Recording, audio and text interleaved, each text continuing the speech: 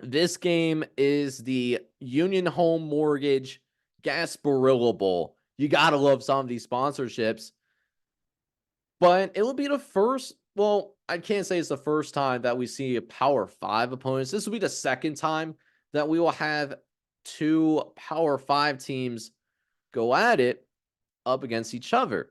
And UCF, this is a little bit of a home game for the Knights because UCF, they don't have to travel very far at all for this particular bowl game. They go to, ironically, a stadium that used to host a former conference opponent of theirs. Raymond James Stadium, not only the site of the Tampa Bay Buccaneers, but for a while, this is also the site of USF Bulls football. USF and UCF used to be in the exact same conference. They're certainly in the same state as well. So UCF doesn't have to do much traveling, but Georgia Tech is not too terribly far either. From Atlanta down to Tampa, it's a doable drive if you wanted to drive from Atlanta, Georgia to Tampa Bay, Florida. Now, UCF is in a little bit of a unique situation because UCF, for much of the 2010s, they're used to pushing for conference championships and having these monster seasons where they're pushing for double-digit wins.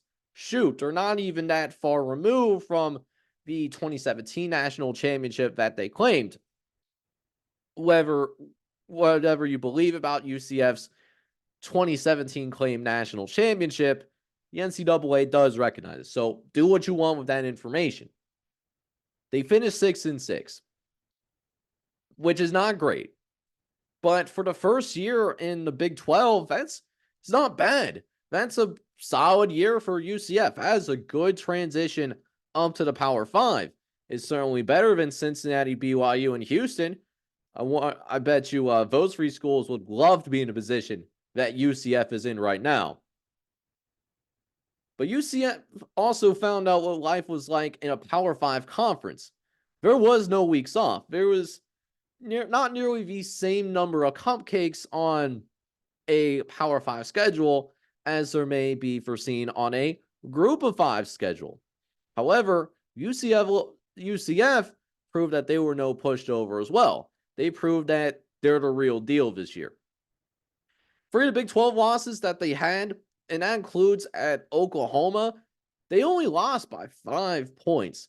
And while this team wasn't always perfect, they were able to blow out some fellow Big 12 teams as well. They blew out Oklahoma State, for example. It was a game that I believe we talk about specifically because of how they handled that business against Oklahoma State so decisively.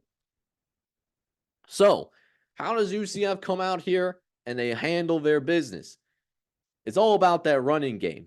The UCF Knights, they love to rip off yards in big chunks with the nation's fourth best ground attack in America.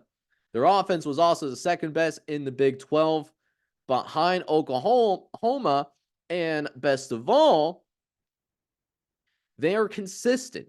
Consistency matters. And UCF was able to have a balanced attack too. It's not just a rushing game doing its job, but their passing game was also solid. It's not a liquid or a gas. They were able to get both 200 yards of rushing and 200 yards of passing in 7 of their 12 games this year.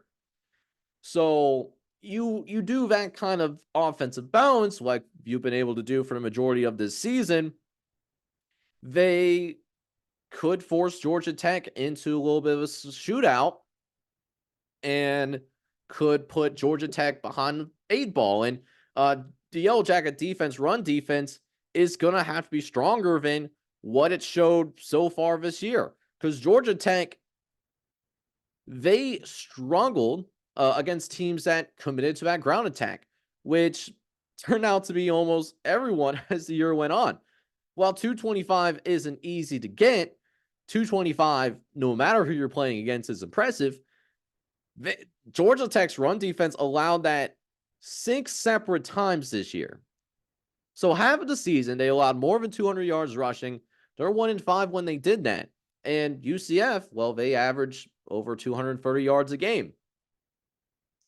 So how does Georgia Tech as an underdog win this? One, you got to be better defensively in stopping the run because that's center to UCF's offensive philosophy. But also, UCF, while they do come up with these big rushing plays throughout the season, they give them away. And while we talked about how Georgia Tech hasn't been able to do anything special, especially in their run defense in their front seven, they do have a pass rush. And while that pass rush didn't always, lead to sacks and tackles behind the line of scrimmage, they were able to get takeaways.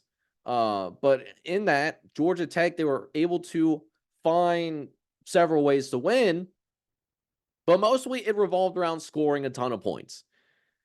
This is not going to be a team that will grind and crawl. And that's going to be a positive for those of you that are interested in watching this game. If you're looking for a defensive matchup, this is not for you. There is a reason why this over-under is in the 60s.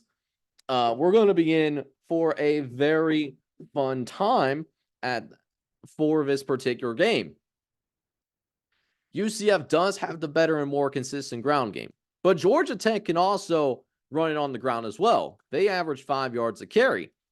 They can put up big yards on the ground as well. Matter of fact, they put up over 250 yards on the ground.